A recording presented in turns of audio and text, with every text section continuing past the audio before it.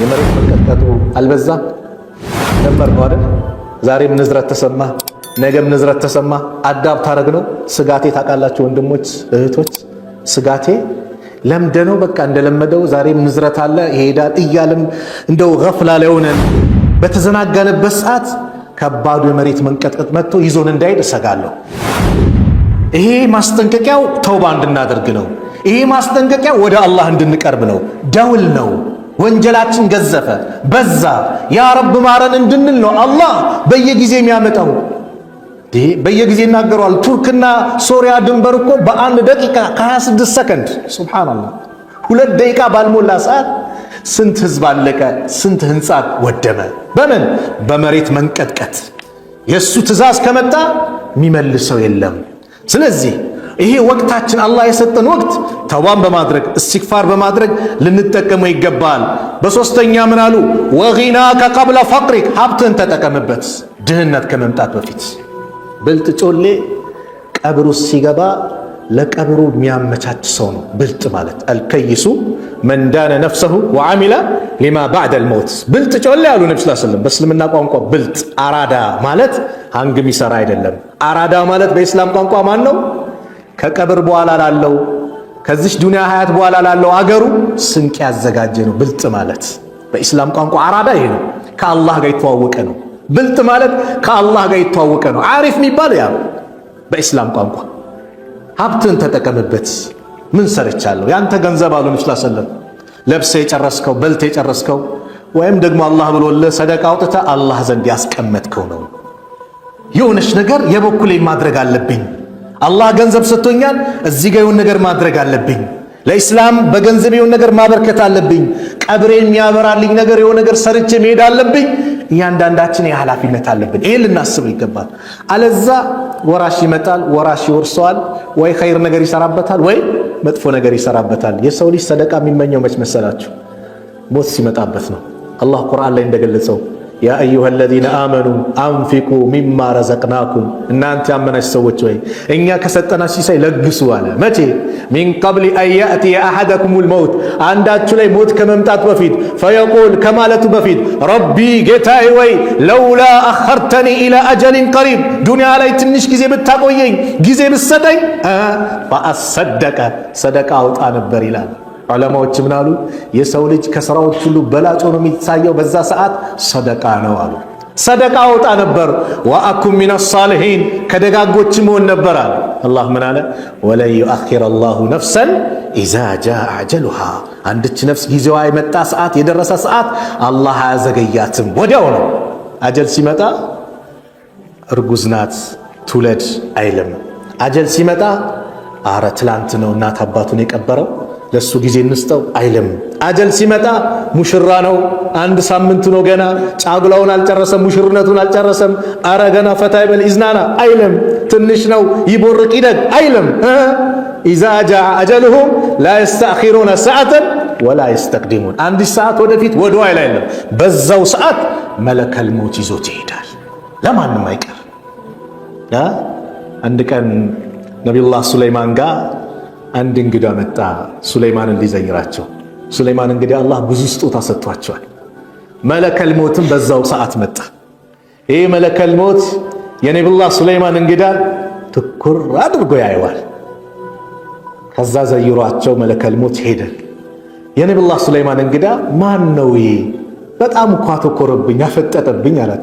እሱማ መለከል ሞት ነው አሉት።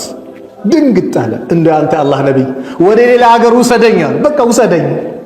እሳቸው በነፋስ ደግሞ ልክ እኛ በአውሮፕላን በሄሊኮፕተር አንድ ሰው ከአንድ ሀገር ወደ አንድ ሀገር እንደሚጓጓዘው በነፋስ ከአንድ ሀገር ወደ አንድ ሀገር አላህ ይሄን አቅም ሰጣቸው። ያጓጉዙ ነበር። ሩቅ የተባለ ሀገር ወሰዱት። መለከል ሞት በንጋታው መጣ ነቢዩላህ ሱለይማን ጋር ጠየቁት።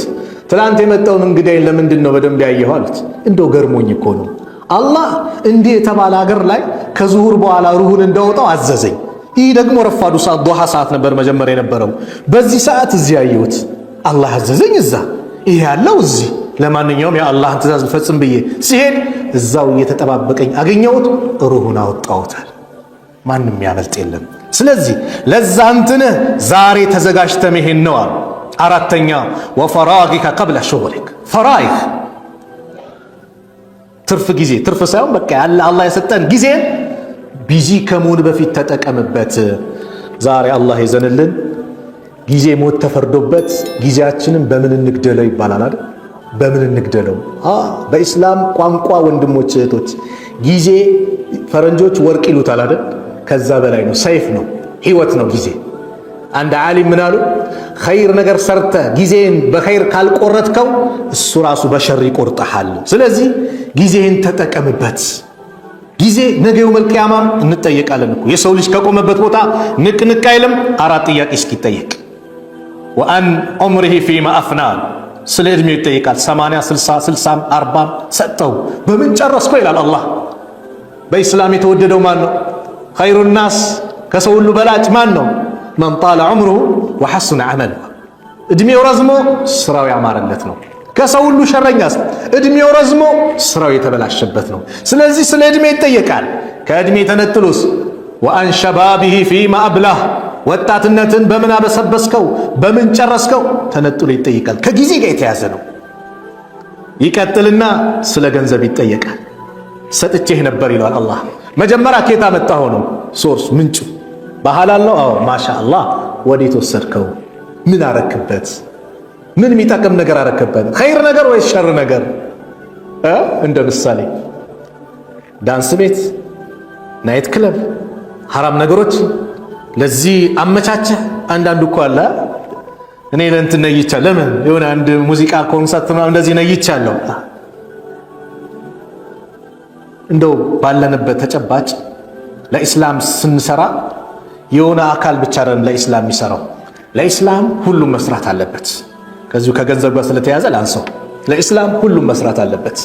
ረሱል ዓለይሂ ሰላቱ ወሰላም ዙሪያ አቡበከር ነበሩ፣ ዑስማን ነበሩ፣ ዑመርም ነበሩ፣ አብዱራህማን ኢብኑ አውፍ ነበሩ፣ ኻሊድ ነበረ፣ ሐምዛ ነበረ፣ አባ ሁረይራ ነበሩ፣ አብዱላህ ኢብኑ መስዑድ፣ አብዱላህ ኢብኑ አባስ ነበሩ። ዓሊሞች ነበሩ፣ ባለሀብቶች ነበሩ፣ ቁዋ ያላቸው ጠንካሮችም ነበሩ። ታዲያ ምን አደረጉ?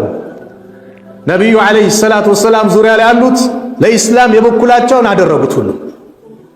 ለኢስላም ሁሉም የበኩላቸውን አደረጉት።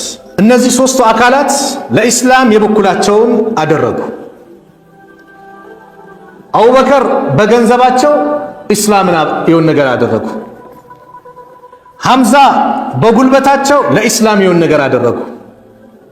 አባ ሁረይራ በእውቀታቸው ለኢስላም የሆነ ነገር አደረጉ። ኢስላም ማለት ይሄ ነው።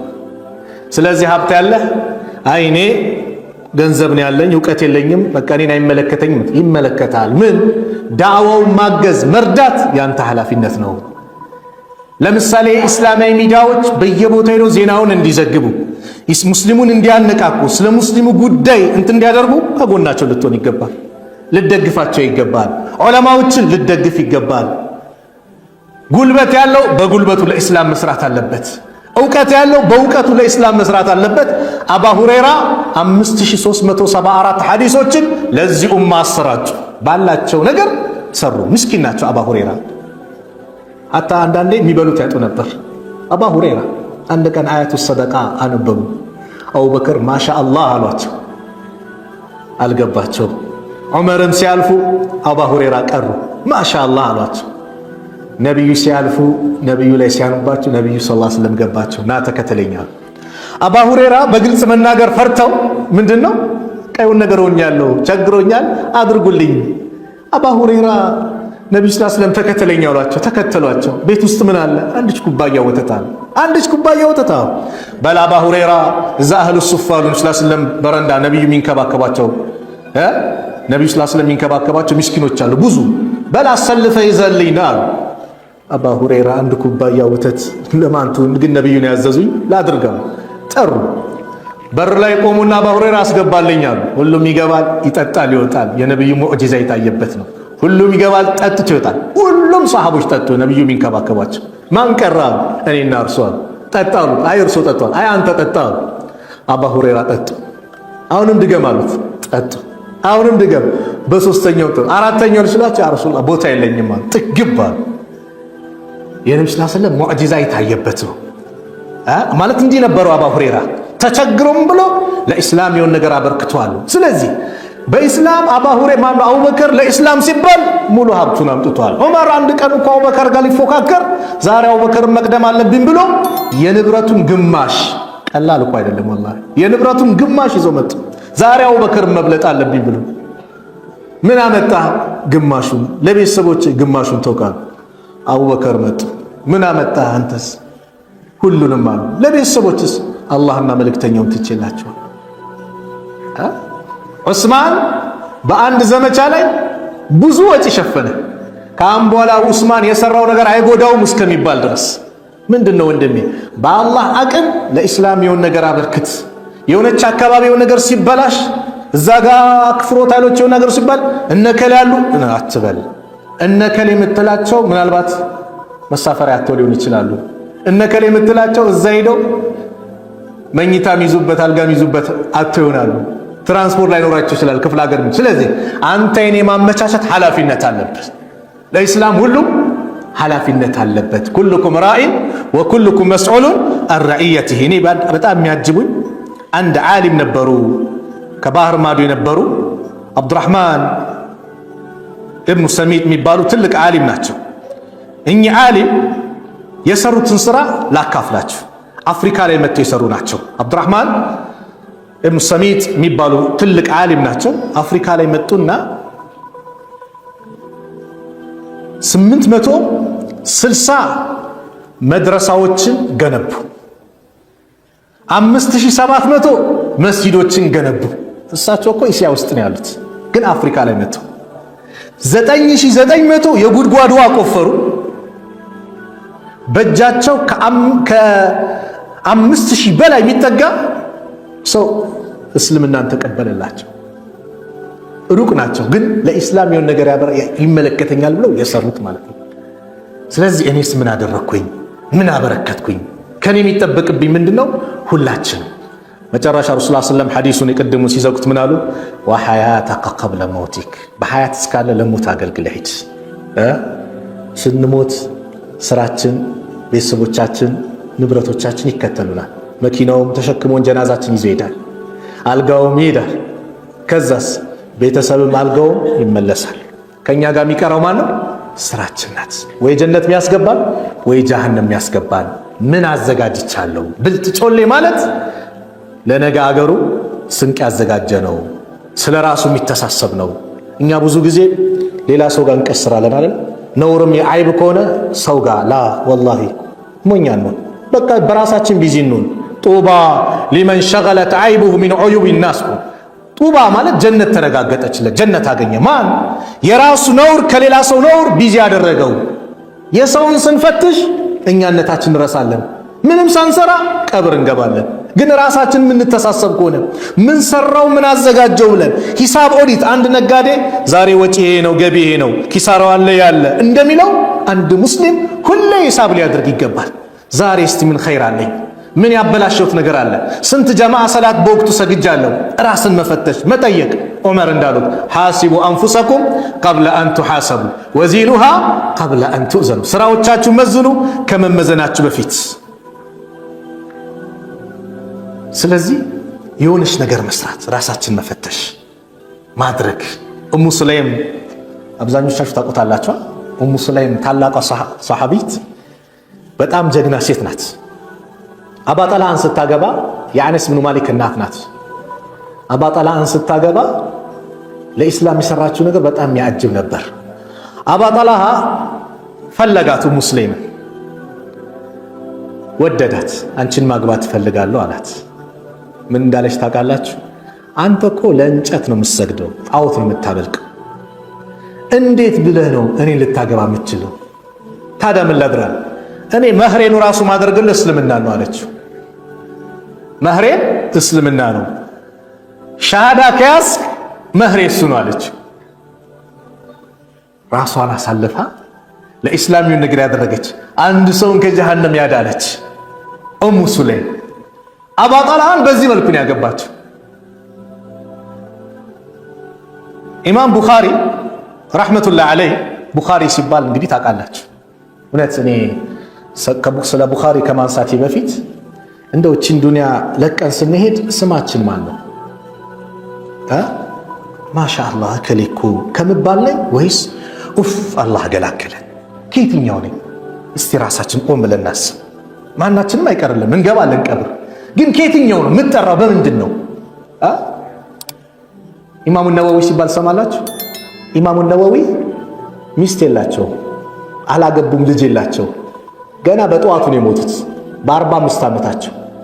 በሂጅራ 631 ላይ ተወለዱ፣ 676 ላይ ሞቱ። ዱንያ ላይ 45 ዓመት ነው የቆዩት። ግን ይሄው ዛሬ ኢማሙ ነወዊን የማይጠራ ሰው የለም። ሁሉም የሳቸው ልጅ ነው ማለት ነው። ለምን? በየመስጊዱ ሪያዱ ሷሊሂን ማይቀራበት የለም። ከቁርአን ቀጥሎ እኮ ይላሉ አንድ ዓሊም ሲያስቀምጠው ሪያዱ ሷሊሂን በጣም የሚነበብ የሚቀራ ኪታብ። ማን የጻፉት? ኢማሙ ነወዊ። 40 ሐዲስ ዑሰይሚን ሲናገሩ ወደ 50 የሚጠጋ ዑለማዎች ጽፈውታል 40 ሐዲስን። መሽሁር ሆኖ የታወቀው ግን የኢማሙ ነወዊ ነው። ምናልባት የኢኽላሳቸው መጠን ይሆናል ብሎ ይናገራሉ ዑሰይሚን ረሕመቱላሂ ዐለይህ። ሁሌ ይታወሳሉ ኢማሙ ነወዊ ረሕመቱላሂ ዐለይህ ይባላል። ለምን? ዱንያ ላይ የሆነ ነገር አበርክቶ ስለሄዱ። ሰሂህ ሙስሊምን እኮ ለመጻፍ 2 ዓመት ፈጅቶባቸዋል። ጎናቸው ፍራሽ አልነካም ነበር ይባላል። ያን ሲጽፉ ያን ኪታብ ሸርህ ሲያደርጉ ማለት ነው። አንድ ቀን የሆነ እሸት ነገር ለመግዛት ሳንቲም አጡ። ያው ስሙን ይልበለው ሳንቲም አጡ በወቅቱ። ኢንሻአላህ ጀነት ላይ እንገናኛለን ብሎ ሄዱ። በዚህ ሁኔታ ዑለማዎች እንዲህ አልፈዋል። ግን የሆነ ነገር አበርክቶ ሄደዋል። ቡኻሪ ሙሐመድ ቢን እስማኤል የቲም ሆኖ ነው ያደጉት። እኔ እሳቸው የከፈሉት መስዋዕት ያጅበኛል። ኢማም ቡኻሪ ከእስልምና ከቁርአን ቀጥሎ ትክክለኛ የሐዲስ ምንጭ ተብሎ በቁጥር 1 የሚያዘው ምንድነው? ሰሂሁል ቡኻሪ ነው አይደል? ኢማም ቡኻሪ ይህን ሐዲስ እንዴት ነው የሰበሰቡት? እናትየው ንብረት ሽጣ ምን ብላ የነቢዩ ሰለላሁ ዐለይሂ ወሰለም ሐዲስ እንዲሰበስቡ ለወጪ እንዲሆናቸው ብላ 1000 ዲናር፣ ዲርሃም አይደለም ዲናር የወርቅ ገንዘብ ነው ሰጠቻቸው። መንገድ ጀመሩ። አንድ ቀን የሚሳፈሩበት መርከብ ነበረ። ተሳፈሩ። አጠገባቸው አንድ ሰው ቁጭ አለ። ልክ እኛ መንገድ ስንወጣ ወደ ውጭ ሀገርም ስትሄድ አጠገብ ላይ ወንበር ላይ ሲቀመጥ እንዴት ነህ፣ ሰላም ነህ፣ ከየት መጣ፣ እንቀያየራለን፣ ሰላምታ እንለዋወጣለን። አንዱ ሰው እንደዚህ ሰላምታ ተቀያየሩ። ኢማም ቡኻሪ እኔ የነቢዩን ሐዲስ ልሰበስብ እንዲህ ላድርግ እናቴ 1000 ዲናር ሰጥታኝ ብለው ተናገሩ። ሰውየው ማፊያ ነበርና 1000 ዲናር ውስጥ ገባል። ትንሽ ሲቆይ 1000 ዲናር ጠፍቶኛል ይፈተሽልኝ ሰው። ኢማም ቡኻሪ ይሄ ነው ብለው አላስመዘገቡም። ሲበጠብጥ እስቲ ተብሎ ሲፈተሽ 1000 ዲናሩ የለም። ዝም ብሎ ነው የሚበጠብጠው። መንገዳችን እንቀጥላሉና አጠገባቸው መጣ። ሄድ ሰውዬ የተወሰድከው አላቸው። ባህር ውስጥ ከተትኩት አሉ እሳቸው። 1000 ዲናር ሙሉ ባህር ውስጥ ከተትከው? አዎ። ለምን? ነግሬሃለሁ፣ የነቢዩን ሐዲስ ልሰበስብ ነው የመጣሁት ብያለሁ። ሐዲስ ሰሂህና ደዒፍ አሉ አይደል? ደዒፍ ከሚሆንበት አንዱ ምንድነው? ሲልሲላው ላይ እዛ ሰነዱ ላይ እከሌ የሚባል የሚዋሽ ሰው አለ፣ ታማኝነቱ ምናምን ይታያል። ስለዚህ እኔ ደግሞ የነቢዩ ሐዲስ ላይ ችግር እንዲፈጠር ስለማልፈልግ 1000 ዲናር ቢሄድብኝ ይሻላል። ሐቃቸው ለኢስላም የከፈሉት ለነቢዩ ዓለይሂ ሰላቱ ወሰላም የከፈሉት መስዋዕት ማለት ነው። ስለዚህ እኔ ማድረግ አልችልም አንበል። ሁሉም በአቅሙ ለኢስላም የሆነ ነገር ያድርግ። ማዛ ቀደምተ ሊሃዚ ዲን፣ ለዚህ ዲን ምን አበርክተሃል፣ ምን ሰርተሃል? የሆነ ነገር ማድረግ ሁላችንም ኃላፊነት አለብን። ዳዕዋ ማድረግ ማለት የግድ መድረክ ላይ መቀመጥ ብቻ አይደለም። በሰው አንደበት ዳዕዋ ማድረግ ይቻላል። ሚዲያዎቹ በደንብ እንዲሉ እንዲጠናከሩ ማድረግ አንዱ ኃላፊነት ነው። በሰው መጽሐፍ ዳዕዋ ማድረግ ይችላል። ጥሩ የተጻፉ ስለ ኢስላም የተጻፉ መጽሐፎችን በየቋንቋው ለማህበረሰቡ ክፍለ ሀገር ላይ ማዳረስ ዳዕዋ ነው። በገንዘብ የሆነ ነገር ማድረግ ዳዕዋ ነው። ያን የሁላችንም ኃላፊነት ነው። ይህን ስናደርግ ለኢስላም አበርክተናል እንጂ እኔ አይመለከተኝ የሚባል ነገር የለም። በኢስላም ቋንቋ የሆነ ነገር ማድረግ ነው። የመጨረሻ አንድ ታሪክ ነግራችሁ ፕሮግራሜን ልዝጋው። ተንክ ወንድሜ ካለ እስቲ ለኢስላም የሆነ ነገር አበርክት። አላህ ከዛ ፈተና ነጃ ይልሃል። ወይ የሆነ ሱስ ላይ ወድቀሃል። ስለዚህ እኔ አይመጥነኝም እንደዚህ እንትን ላይ ወድቄ አትበል። አንተ ኸይር ስራ ላይ ና፣ አላህ ከዛ ነገር ፈንቅሎ ያውጣል። ኢነል ሐሰናት ዩዝሂብነ ሰይአት እንደተባለው አባ መሕጀን ሰቀፊ የሚባል ሰሃባ ላስተዋውቃችሁ። አባ መሕጀን ሰቀፊ በጣም ጀግና ሰሃባ ነው። ሙጃሂድ፣ በጣም ታጋይ ነው። ግን አላህ በአንድ ነገር ፈተነው። በምን? ኸምር ይጠጣል። የቃዲስያ ጦርነት ላይ ሳዕድ ብን አቢ ወቃስ በሚመሩበት ጦርነት ላይ ልክ ጦርነቱ ሊጀመር አካባቢ ላይ ትንሽ ሞቅ ካረገኛልና ወሰዱ። ሳዕድ ተቆጡ። በዚህ ከባድ ሰዓት እንዴት ኸምር አሉና እስር ቤት ከተቱት። እስር ቤት ሲገባ ውስጡ ተሰማው። በቃ ያለው በአላህ መንገድ ሸሂድ አለመሆን የዛሬ እድል ማምለጡ ውስጡ ተሰማውና ግጥም መገጣጠም ጀመረ። ያለውን ነገር በቃ እየተሰማው የሰዓድ ሚስት ሐፍሳ ምትባላለች ጠራት። እንደው በአላህ ይሁንብሽ ፍቺኝና የዛሬውን ጦርነት ላካሄድ፣ የዛሬው ጂሃድ አምልጠኝ፣ ከሞትኩኝ ትገላገሉኛላችሁ፣ ከተረፍኩኝ ደግሞ እጄን አምጥቼ እሰጥሻለሁ፣ ታስርኛለሽ አላት። የባለቤቴን ትእዛዝ አልጥስም ብላ እምቢ አለችው። ከዛ ግጥም ምን ሲገጣጥም ምን ሲል ውስጧ ተሰማት። አንዳንድ ዘገባ ላይ እስቲኻራ ሁላ ሰገደች ይባላል። ፈታችሁ። በልቃ የምትባል የሰዓድ ብን አቢ ወቃስ ፈረስ ነበረ። ሰዓድ ብን አቢ ወቃስ በዛ ጦርነት ላይ እግራቸው ስለቆሰለ ከፍ ያለ ቦታ ላይ ሆኖ ነበር ጦርነቱ የሚከታተሉት የሚመሩት። ፈረስ ሰጠችው። ፈረስ ያዘ፣ ፊቱን ሸፈነና ገባ። አላህ የሰጠው ትልቅ ስጦታ ስለነበረ ደረማመሳቸው። አላህ በሱ ምክንያት ድሉን ለማን አደረገው? ለሙስሊሙ አደረገው። ሰዓድ ብን አቢ ወቃስ በጣም በመገረም አባ መህጀን ነው እንዳልል አስርጀዋለሁ አለ። ፈረሴ ናት እንዳልል እሷንም ትቻት ምትቻለሁ። ይህ ጀግኔ አላህ ባሪያ ማን ነው? በጣም ተገረሙ። ጦርነቱ አለቀ። አባ መህጀንም እጁን ሰጥቶ እስር ቤት ውስጥ ገባ። ቃሉም ሞላ። እንዴት ነበር ስትለው፣ አረ አላህ አንድ ጀግና አላህ ባሪያ ላክልን፣ እንደው በቀላናት እንዳል ፈረሴ እሷ ዚናት፣ አባ መህጀን እንዳልል እሱ እስር ቤት ነው አለ። እሱ ራሱ ነው አለችው። ሰዓድ አለቀሱ። የዚህ አይነት ተሰጥኦ ያለው ጀግና የሆነ ሰው የአላህ ባሪያ እንዴት በዚህ ነገር ላይ ሊፈተን? ካሁን በኋላ ላልገርፍህ አሉት። አባ መህጀን ምን አለ? እኔም ካሁን በኋላ ላልጠጣ፣ ስትገርፉኝ ከፋራ ነው፣ እዚህ ነው ቅጣቱ የሚራገፍልኝ። ከተዋችሁኝ ማይ ጀሃነም እሳት ነው ያለብኝ፣ እኔም አቆማለሁ አለ። ኢነል ሐሰናት ዩዝሂብነ ሰይአት። ስለዚህ ወንድሜ በሆነ ነገር ተባለ መስጊድ የሆነ ነገር ይሰራል ከተባለ አገልግል። ቀብር ምን የሚመነጠር አለ ከተባለ ሂደህ መንጠር። የሆነች ግን የሚሰራ አለ በቃ ስራ። አላህ በዚህ ኸይር ስራ ምናልባት ከተፈተንክበት ነገር ነጃ ሊያወጣ ይችላል። እኔ እንትንን ብለህ ሸይጣን ምን ያደርጋል መሰላችሁ ወንድሞች? አረ ሁሉ ወንጀል ሰርታውን ከነዚህ ከደጋግ ሰዎች ጋር ልትሆን አታፍርም ይላል። ለምን? ተስፋ ቆርጠህ እንድትሄድ ነው። አላህ ደግሞ ተስፋ የሚቆርጡትን ሰዎች አይወድም። ላ ተቅነጡ ሚን ረሕመቲላህ፣ ከአላህ እዝነት ተስፋ አትቁረጡ። ስለዚህ ያለውበት ሁኔታ ላይ መጥፎ ነበርና በዛ ሁኔታ ቢይዘኝ ምን ይውጠኝ ነበር ብለን አላህን አመስግነን በተሰጠን እድል መጠቀም፣ ወደ አላህ መቃረብ፣ አላህ ሱብሓነሁ ወተዓላን ምህረት መጠየቅ፣ ያለን እድል ልንጠቀምበት ይገባል ነው የዛሬ መልእክቱ። ጊዜያችንን ልንጠቀምበት ይገባል። ጊዜ ቀላል አይደለም። አላህ የማለበት ጉዳይ ነው። ወለዐስር ኢነል ኢንሳነ ለፊ ኹስር ኢለ ለዚነ አመኑ ወዐሚሉ ሷሊሓት ወተዋሰው ቢልሐቅ ወተዋሰው ቢሰብር። ወልዐስር አለ አላህ። በዘመናት እምላለሁ ወይም በዐስር ሰላት ወቅት ወይም በነቢዩ ዘመን ተባለ። አላ ኩሊ ሓል አላህ በፈለገው መማል ይችላል። የሰው ልጅስ ከአላህ ውጭ በማንም መማል አይፈቅድም። እናቴ ትሙት፣ አባቴ ይሙት፣ ነቢያችን ሸሆቹን የዘመኑ ደግሞ ከፊት ሲትፋኝ ምናምን ይሄም አይፈቅድም። መማል ካለበት አንድ ሰው በማን ይማል? በአላህ። አላህ ግን በፈለገው ወዱሃም ይላል ወለይሊ ወልቀመሪ፣ በፈለገው መማል ይችላል አላህ።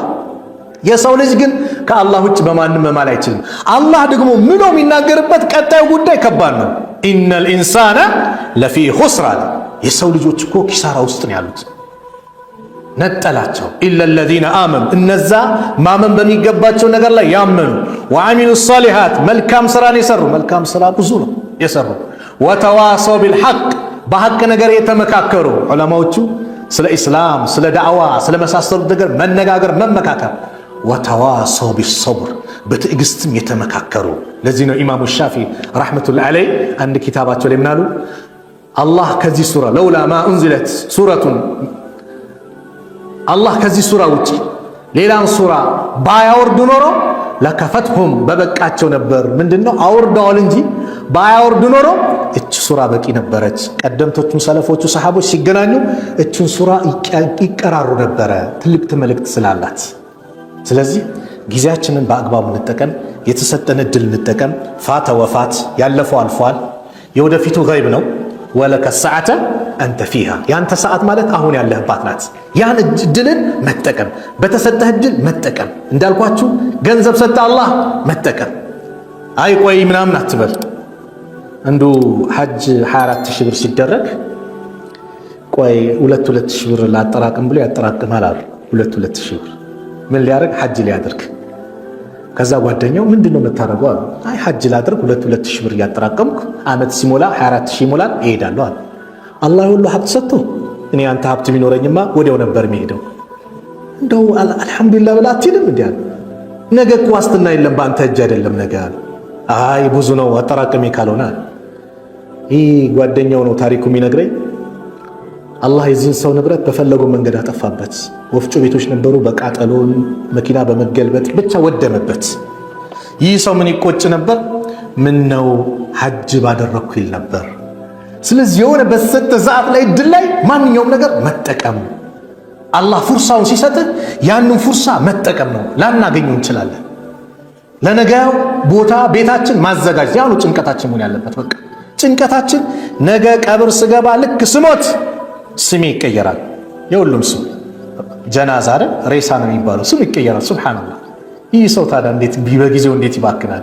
ይህ ሰው ስሙ የሚቀየር አካል እንዴት ይኩራራል? ስሙ የሚቀየር አካል እንዴት በጊዜው ይቀልዳል? ስለዚህ ጊዜያችን ቀላል ወቅት አይደለምና እንጠቀምበት ለማለት ነው። ጥሩ ከተናገርኩኝ ከአላህ ነው፣ ከተሳሳትኩም ከነፍሴና ከሸይጣን ነው። አላህ ሱብሓነሁ ወተዓላ እዚሁ ቤት እንደሰበሰበን ነገም ጀነተል ፊርደውስ እንድሰብስበን መጨረሻችን አላህ ያሳምርልን። በጊዜያችን በአግባቡ የምንጠቀም አላህ ያድርገን። እንደው ነቢዩ ሰለላሁ ዐለይሂ ወሰለም በአንድ ሐዲስ ላይ ኒዕመታኒ መግቡኑን ፊሂማ ከሲሩ ሚነናስ ያሉት ሐዲስ አለ። ሰዎች ከሁለት ኒዕማ በጣም የዘነጉ ናቸዋል። ሁለት ኒዕማ ምን? አሲሐቱ ወልፈራሁ ጊዜንና ጤንነትን በጣም ይዘነጉታል። ትልቅ ኒዕማ ነው፣ ይዘነጉታል አሉ። እንደው እነዚህን ኒዕማዎች አላህ ሰጥቶን የምንጠቀም አላህ አድርገን፣ በአግባብ የምንወጣ አላህ አድርገን፣ መጨረሻችን አላህ ያሳምርልን። እንደው ከድንገተኛ አደጋ አላህ ይጠብቀን።